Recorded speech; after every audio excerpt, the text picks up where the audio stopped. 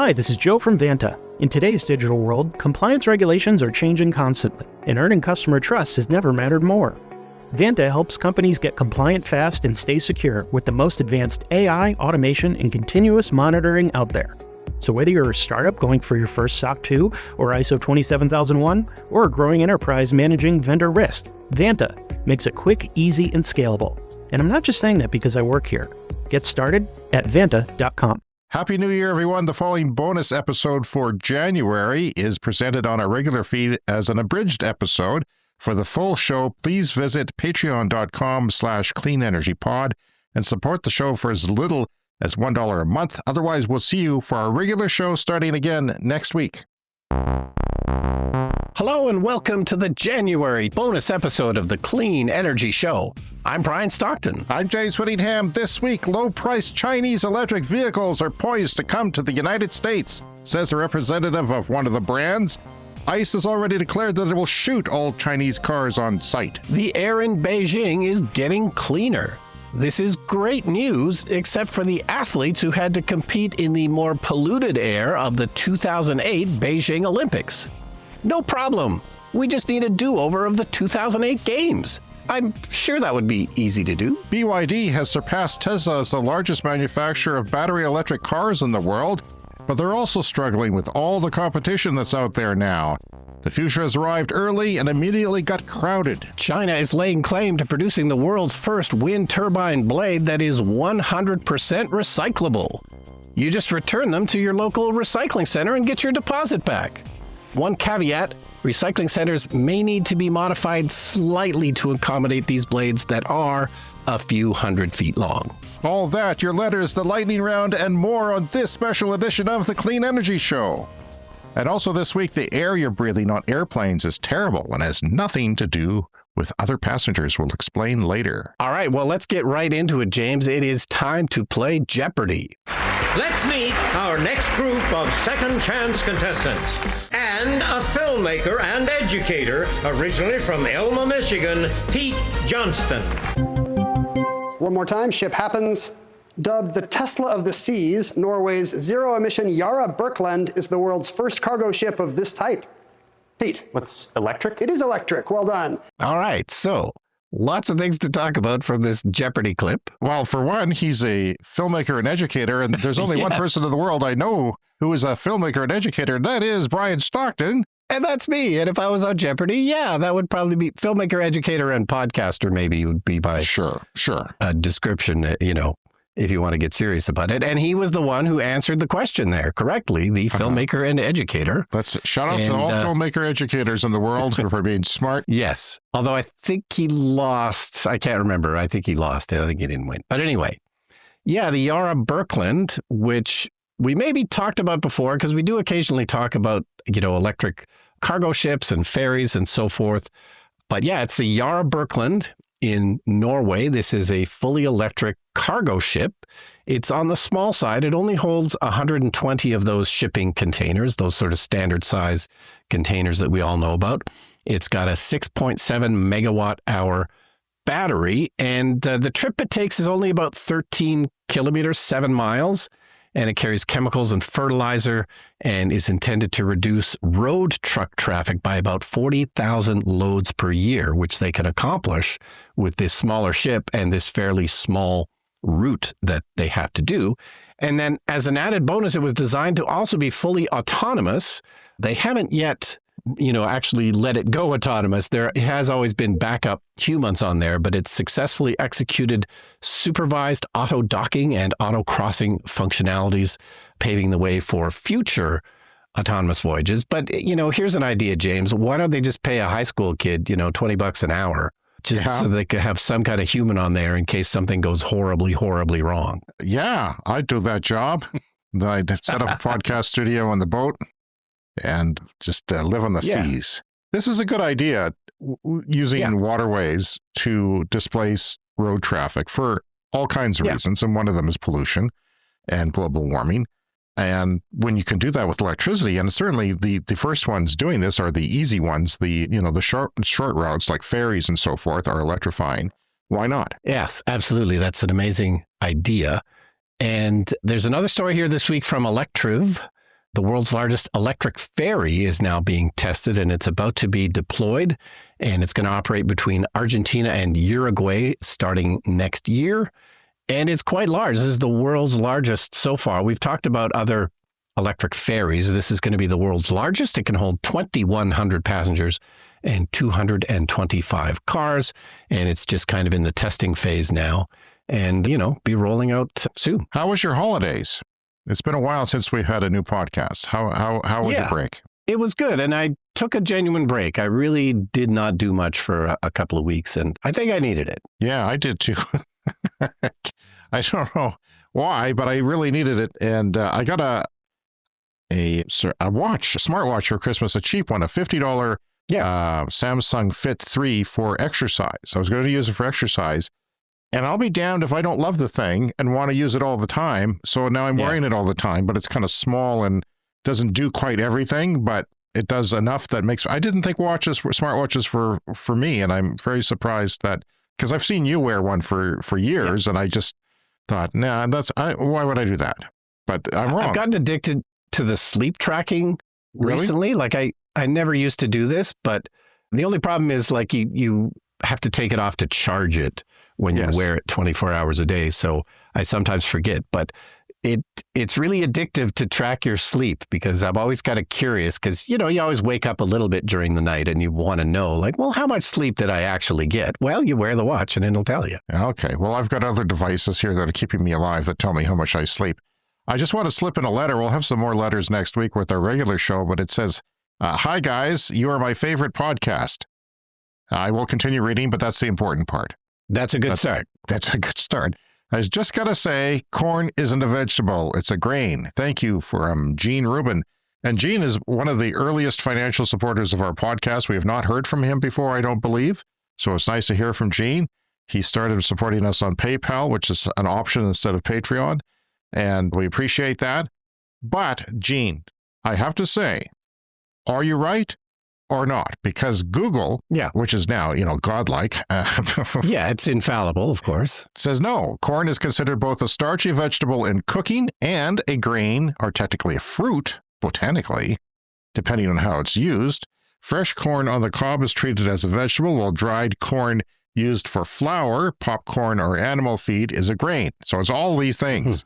The U.S. Department of Agriculture classifies it as a vegetable, especially when harvested young and sweet. So, how dare you question the stable genius that is the U.S. government? How could they possibly be wrong about anything? So it's like Schrodinger's corn. It's both things at the same time. It's whatever you want it to be. And Gene wants it to be a grain. That's fine. And I don't even remember what episode we were talking about this. But I love letters like this because people are listening and everybody has an opinion. But I'm sorry, I'm going to treat it as a vegetable. At least with my dietitian, I'm going to treat it as a vegetable. And hopefully it counts for something. I know it's got fibrous. Well, it looks like it's yellow. Come on, it's juicy. Yeah, there's always similar discussions around tomatoes. Is it a fruit? Is it a vegetable? Yeah. And the answer is actually different depending on the circumstances. It's the same. Everything's weird. Everything's not what we think it is. What is my catchphrase? There is no right answer. T-shirts pending. I don't think they'll sell very well. All right, so getting to our first story, this is from Electrek. The air is getting cleaner in Beijing, and this has always been a fascinating topic for me because I actually visited Beijing, and I haven't spent much time in Asia, but James and I made a film, and I got to screen it at the Beijing Film Festival back in 2016. And I remember being nervous about the air quality as we went there. And I've probably mentioned that before, but we got super lucky. It was the summer and the winds were just right. And the air quality that, I was there for a week in Beijing. The air quality in 2016 was fantastic. Really enjoyed myself, had a great time there. In 2008, of course, this was a big news story because the Beijing Olympics were happening. And, athletes were very, very worried about the air quality. And there was a nice little sort of added detail in this story that I thought was interesting. A couple of things. First of all, the geography surrounding Beijing is similar to Los Angeles, the way that there's sort of mountains surrounding it, and that can really trap in the air and kind of stop it from moving. But the added detail I liked, long focal length photos exaggerated the density of the smog. So you and I are both, in film and photography, and you know that if you put a telephoto lens on a camera, a big sort of telescopic lens, it kind of compresses everything. It can make it look much, much worse than it is. If you shoot it with a wide angle lens, the air might have looked fine. But, this was the kind of thing that was hitting the press before the 2008 Olympics. And, many athletes were very, very worried about this and considering not even competing. But they did a lot of emergency measures at the time for the Olympics, like shutting down factories and coal plants that were nearby and restricting the amount of driving that you can do in the times around the games. Mm-hmm. And so, they managed to improve it enough for the Olympics. But anyway, according to this article, the air pollution got worse after those Olympics for a few years because, Beijing was still industrializing, it was growing, it was urbanizing. But that has reached its peak in 2013. So the news this week is that Beijing claims the average PM 2.5 concentration in 2025 was only 27, whereas in 2013 it was over 100. So this means that 348 days out of the year had good or moderate air quality in 2025, which is 144 more days than in 2013. In Beijing, and they had only one heavy air pollution day in 2025, and they had 58 of those back in 2013. And of course, a big piece of this puzzle has been the adoption of electric cars in China, which we talk about all the time. They're on the leading edge of this. Over 50% of new car sales in China are now electric. It will, of course, take a while to replace the entire fleet, but many, many different government policies in China have sped up the adoption of EVs, and it's cleaning the air. Yeah. And as a man, an organization now who monitors his own air here with our Clean Energy Air Quality Project, moderate air, I'm not a fan of it because it happens a lot here. Yeah. And a lot more than I think people realize. Like last night, I had a notification come in that said the air quality in our city has deteriorated. And that is downtown. That's not my neighborhood where it deteriorates frequently. But yeah, it depends what it is. If it's just particulate matter from general pollution, maybe moderate's not so bad. Yeah. But I don't like it when it comes from industry directly down the road, because then I know I'm getting volatile organic compounds that are not healthy for me at all. And we're in a city of 250,000. It's not a particularly big city. So you certainly expect this kind of pollution in, downtown New York, downtown Manhattan. But we always think that we should have fairly clean air here, and unfortunately we don't. No, 40%, according to my records, through September when we got our air quality monitor in late June, were bad. We're not good. They were moderate or poor. So at least part of the days were. And that's due to wildfires mostly. So that's a new reality for us that I don't care about very much. I don't like that. It's a bad thing, because wildfire smoke long term has not been studied. They're just starting to study that now because it is a reality for people. Yeah. And by the way, we're at the 1-year anniversary of the LA fires, which happened in early January last year, and they're still making very little progress on rebuilding. Only a few people are. A lot of people have been screwed by their insurance and so forth. Yeah. That's the way it is. But yeah, particulate matter, man, that is something I look at every day here. And I know it was bad in China because the people were revolting in China. And that's what I think motivated the government. They don't want to revolt. They want to maintain political stability. And when that happens, then they start getting nervous. Oh, and they were very much affected by the bad press surrounding those Olympics. Like they really looked bad to every other country in the world. And that prompted them. When you have an Olympics, you want to show off your country and how great it is. So that came back to bite them in the butt. Tesla stock is sliding after losing its spot as the world's best-selling electric car maker to Chinese company BYD for the first time ever. BYD says it sold 2.3 million battery-powered cars globally in 2025. Tesla sold 1.6 million, slipping 9% from the year before. So we've seen this creeping up. We talked about it before in the show over the last couple of years, but now officially BYD has surpassed Tesla as the biggest seller of battery electric vehicles. They also and only sell plug-in vehicles. So they will sell hybrid plug-ins or extended range EVs, which they're starting to call them now, EREVs. There's a new term for you, perhaps, but their sales are down too because competition is coming from fellow Chinese brands. There's like 100 and some makers of EVs or car makers, and there's like at least 50 brands or something like that. Yeah. And, I saw one, I think it was at a CES or was it in China? They came out of China, a vacuum cleaner maker decided they would make a car. I mean, Dyson floated this idea. They actually spent a crap load of money on it and abandoned it. Apple also abandoned it. Apple did the same thing, yep. But the Apple of China did it. And, it took 4 years from let's do this to having a great car that is, they can't keep up with sales because it's so popular. And Xiaomi has, an electric car brand. It's a phone maker. And MKBHD had a nice review of a Xiaomi electric car on his channel recently. It's not being sold in the US, but he had it somehow imported there. And the charging was weird. Like it has the Chinese charging port on it. So he said he needed some kind of weird adapter to charge it. But I think they must have sent it to him just to get some press in North America. I'm not sure. Yeah, and we're going to talk more about that later on the show, how China is, in fact, finally talking about coming to the United States, and we have an idea of how that will happen. So BYD sold 2.26 million EVs in 2025, up 28%, which is actually, that is good. That is the point where you say that's good. That's a good growth in EV adoption. That's a fast growth, but it's not been great overall compared to the competition. So Tesla's down 8.6% and its largest annual sales drop ever. BYD is now the world's largest EV seller despite not selling cars in the United States, which is a very big car market, if not the biggest or second biggest. I think China's technically the biggest, but yeah. Yeah, China is Tesla's second largest market. And, Tesla started this whole thing. Without Tesla, we would not be where we are because they boldly went forward with making electric cars and making them the right way. And then everyone else took notice. And, I know that we would have electrified at some point. I really do think that they, sped up the transition. Yeah. And that's very important because time is everything on this. But now, you look at Tesla and their, 4 or 5 models of cars, and those cars are years old now. And the Chinese makers, they have all kinds of models. Like, I'm not the vacuum cleaner company and not the phone maker. They've only come out with one, but they're planning more.